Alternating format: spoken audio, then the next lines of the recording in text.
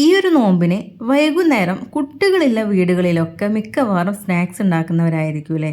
നമ്മൾ വലിയവരൊക്കെ ആണെങ്കിൽ മാക്സിമം സ്നാക്സൊക്കെ ഒഴിവാക്കിയിട്ട് തന്നെയാണ് നോമ്പ് എടുക്കാൻ ശ്രമിക്കാറല്ലേ. അപ്പോൾ ഈ കുട്ടികൾ ഉള്ള വീടുകളിൽ സ്നാക്സ് ഉണ്ടാക്കുമ്പോൾ അവർക്ക് ഡിപ്പ് ചെയ്യാൻ വേണ്ടിയിട്ട് ഈ ഒരു മയോണൈസ് നമ്മൾ തയ്യാറാക്കി കൊടുക്കാറുണ്ട്.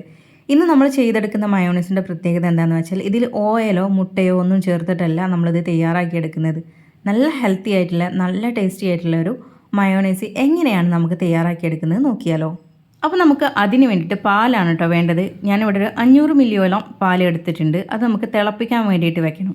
പാല് നന്നായിട്ട് തിളച്ച് വരുന്ന സമയത്ത് നമുക്ക് ഇതിൽ നിന്ന് ഒരു കാക്കപ്പോളം പാല് മാറ്റി വെക്കാം. തിളച്ച പാലിൽ നിന്ന് നന്നായിട്ട് ഇളക്കിയിട്ട് നമുക്കൊരു കാക്കപ്പ് പാല് അങ്ങ് മാറ്റി വെക്കാം. ഇനി ബാക്കി വരുന്ന ഈ ഒരു പാല് നമുക്ക് പിരിച്ചെടുക്കണം. അപ്പോൾ അതിന് വേണ്ടിയിട്ട് ഞാനിവിടെ ഒരു അര ചെറുനാരങ്ങയാണ് കേട്ടോ എടുത്തേക്കുന്നത്. അത്യാവശ്യം വലിയൊരു നാരങ്ങയാണ്. അപ്പോൾ അത് ചെറുനാരങ്ങ എടുത്ത് നമുക്ക് ഈ പാലിലേക്ക് അങ്ങ് പിഴിഞ്ഞ് കൊടുക്കാം. പാലൊന്ന് പിരിച്ചെടുക്കാൻ വേണ്ടിയിട്ടാണ് നമ്മളിങ്ങനെ ചെയ്തെടുക്കുന്നത്. അപ്പോൾ ഇതിന് പകരം നിങ്ങൾക്ക് 1 ടേബിൾ സ്പൂണോളം വിനാഗിരി ഉണ്ടല്ലോ, അത് ചേർക്കുന്നവർക്ക് അത് ചേർത്ത് കൊടുത്താലും മതിയാവും കേട്ടോ. അപ്പോൾ നമുക്കിത് നന്നായിട്ടൊന്ന് ഇളക്കി കൊടുക്കാം. അപ്പോഴേക്കും ഇത് നല്ല പോലെ അങ്ങ് പിരിഞ്ഞ് കിട്ടുകയുള്ളൂ. ഇപ്പോൾ കണ്ടല്ലോ പാലൊക്കെ നല്ല പോലെ പിരിഞ്ഞ് വന്നിട്ടുണ്ട്. ഇനി നമുക്കിതൊന്ന് സ്ട്രെയിൻ ചെയ്തെടുക്കണം. ഞാനിവിടെ നമ്മുടെ ചായ അരിപ്പയാണെങ്കിൽ അതെടുക്കാം, അതല്ലെങ്കിൽ അതിലും കുറച്ച് വലിയ അരിപ്പയാണെങ്കിൽ എടുക്കാം കേട്ടോ. പക്ഷേ വലിയ ഹോളില്ല അരിപ്പ എടുക്കരുത്. അങ്ങനെ ആകുമ്പോൾ ഇതിൽ നിന്ന് കുറേയൊക്കെ താഴേക്ക് അങ്ങ് പോകും. അപ്പോൾ ഇത് നമുക്കിത് ഇതുപോലെ അങ്ങ് അരിച്ചെടുക്കാം. എന്നിട്ട് നന്നായിട്ട് ഒന്ന് ഇതുപോലെ പിഴിഞ്ഞെടുക്കും കൂടെ ചെയ്യാം കേട്ടോ. ഇതിൽ വെള്ളം വരാണ്ടിരിക്കാൻ വേണ്ടിയിട്ടാണ് ഇങ്ങനെ പിഴിഞ്ഞെടുക്കുന്നത്. ഇനി നമുക്കിത് മിക്സിയുടെ ജാർ എടുക്കാം. ഇതിലേക്ക് 2 അല്ലി വെളുത്തുള്ളി ചേർത്ത് കൊടുക്കാം. ഒരു 4 കുരുമുളക് ചേർത്ത് കൊടുക്കുന്നുണ്ട് കേട്ടോ. അതിൻ്റെ കൂടെ തന്നെ നമ്മൾ പിഴിഞ്ഞെടുത്ത ഈ ഒരു പനീറിൻ്റെ മിക്സ് ഉണ്ടല്ലോ, അതുകൂടെ നമ്മൾ ഇതിലേക്ക് ചേർത്ത് കൊടുക്കാം. നമ്മൾ പിഴിഞ്ഞെടുത്ത് ഇപ്പോൾ ഉണ്ടായിരുന്ന ആ പനീറിൻ്റെ വെള്ളം ഉണ്ടല്ലോ, അതിൽ നിന്ന് 1 ടീസ്പൂണോളം നമുക്കിതിലേക്ക് ചേർത്ത് കൊടുക്കാം. ഇത് ഒരു പുളി കിട്ടാനും കൂടെ വേണ്ടിയിട്ടാണ് കേട്ടോ നമ്മളിത് ചേർത്ത് കൊടുക്കുന്നത്. ഇനി നമുക്കിതിലേക്ക് നമ്മൾ നേരത്തെ മാറ്റി വെച്ചിട്ടുണ്ടായിരുന്ന ആ ഒരു കാക്കപ്പ് പാലുണ്ടല്ലോ, അത് ഇതിലേക്ക് ചേർത്ത് കൊടുക്കാം കേട്ടോ. കാക്കപ്പ് കംപ്ലീറ്റ് പാല് ഇല്ല, 1 ടീസ്പൂണോളം കുറവുണ്ട് കേട്ടോ. അപ്പോൾ അത്രയും ചേർത്ത് കൊടുത്താൽ മതിയാവും.